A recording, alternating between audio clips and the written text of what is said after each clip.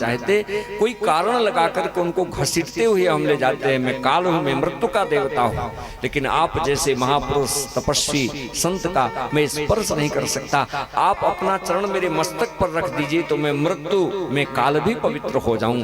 मृत्यु मूर्धिम पदम दत्वा आरूढ़, मृत्यु के मस्तक पर चरण रखकर विमान में बैठ के भगवत धाम को गए। आज भी ध्रुव तारा के रूप में वो दिव्यमान है। उनकी वंश परंपरा चली, उसमें महाराज अंग आए। अंग की पत्नी सुनीता मृत्यु परंपरा की थी। उनके मायके में हिंसा झगड़ा खूब होता था। उनका जो पुत्र उत्पन्न हुआ उसका नाम था वेन।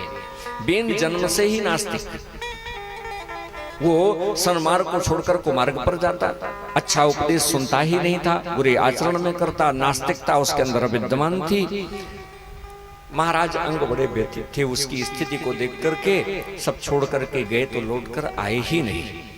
अब मंत्रियों ने देखा, ऋषियों ने देखा, महापुरुषों ने देखा, महात्माओं ने देखा कि राजा से विहीन राज्य में उच्छृंखलता आ जाती है, चोर डाकू प्रभावी हो जाते हैं। तो उस समय पुत्र वंशी परंपरा थी, माने राजा का पुत्र ही राजा बनेगा। तो वेन को राजा बना दिया। जैसे ही राजा बना वेन, तो बनकर के सबसे पहले उसने घोषणा यही की, बोले न यष्टव्यम न दातव्यम न होतव्यम द्विजा क्वचित्,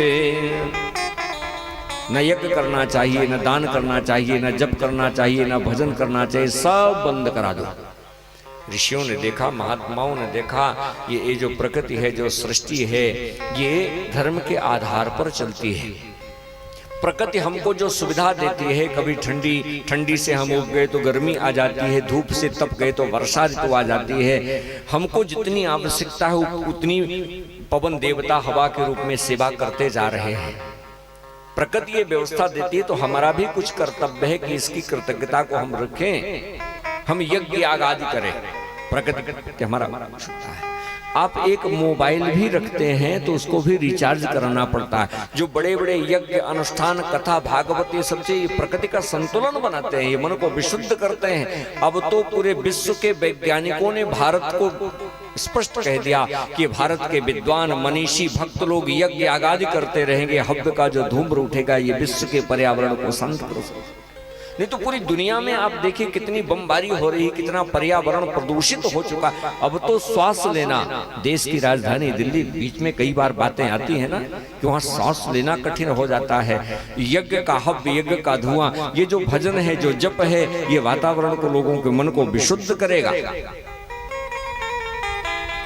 आकर के ऋषियों ने समझाया, बेन ने नहीं माना तो उसको शाप दे करके मार दिया। उसके अधोभाग का मंथन किया गया, उससे भयावह पुरुष निकला। बोले निशीत बैठता वो वन की ओर भागा, उसी से निषाद उत्पत्ति हुई। फिर ऊर्ध्व भाग का मंथन करने पर युगल रूप में अर्च और पृथु आए। ये भगवान के अपने 24 अवतारों में है।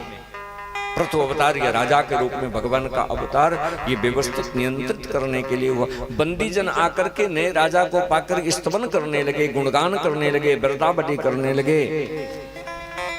पृथु जी महाराज ने रोका कि लोग भूख प्यास से तड़प रहे हैं, लोगों की मृत्यु हो रही है, अनेक रोगों से ग्रसित हैं, इतनी बीमारियां घेरे हुए हैं, और राजा की स्थिति उन्होंने बंद कराया। बोले इसकी आवश्यकता नहीं। लोगों ने कहा हम पृथ्वी पर खेत में बीज डालते हैं, लेकिन पृथ्वी अन्न उत्पन्न ही नहीं करती, फसल पैदा ही नहीं करती। बोले जल रसातल की ओर चला गया, औषधियां निकल ही नहीं रही, हम क्या करें, हम कैसे करें। तो कुपित होकर के पृथ्वी जी ने धनुष पर बाण चढ़ाया पृथ्वी को मारने के लिए। हुए तो गो रूप धारणी पृथ्वी भयभीत होकर के भागी, पर जिधर देखे उधर ही पृथ्वी जी का बाण दिखाई पड़ता। अंत में पृथ्वी ने पृथ्वी जी से कहा, महाराज मुझे मारने से कुछ नहीं होगा, सब कुछ मेरे अंदर है, पर परिश्रम करना पड़ेगा, पुरुषार्थ करना पड़ेगा, वहन करना पड़ेगा। उबड़ खाबड़ पृथ्वी को पृथु जी ने सुंदर कृषि योग्य व्यवस्थित किया। वैसे पहले पृथ्वी के बहुत से नाम थे, इला, मेदिनी, अवनी, भू, भूमि, धरा, धरणी। लेकिन जब से मनु जी ने कृषि योग्य व्यवस्थित किया, मनु जी के द्वारा, पृथु जी के द्वारा व्यवस्थित किया गया, तो पृथु जी के द्वारा व्यवस्थित किए जाने पर इसका नाम पृथ्वी पड़ा।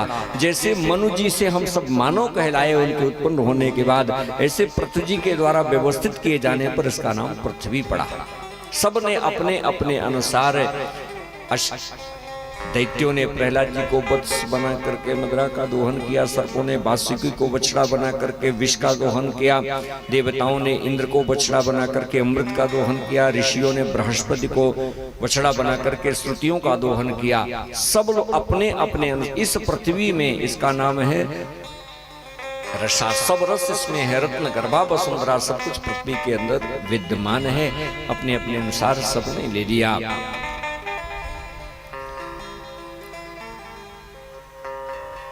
पुरंजन राजा यज्ञ करते थे, पर यज्ञ में हिंसा करते थे, बलि चढ़ाते थे। देवर्षि नारद ने आकर के कहा कि जिन पशुओं की बलि अपने स्वार्थ के कारण आपने चढ़ाई है, वो सब प्रतीक्षा करते हैं कि अगली बार अवसर मिले तो आपसे बदला ले। उन्होंने पुरंजनोपाख्यान के माध्यम से उपदेश दिया, समझाया। बोले